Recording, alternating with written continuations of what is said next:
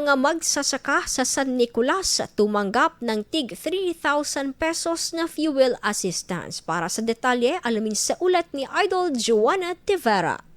104.7 IFM Report.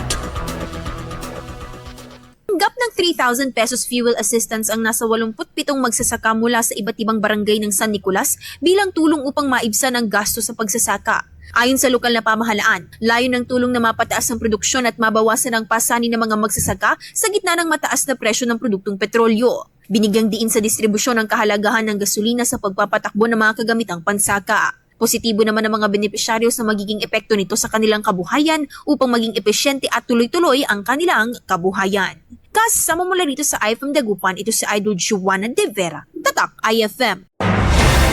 IFM News. IFM News. IFM News.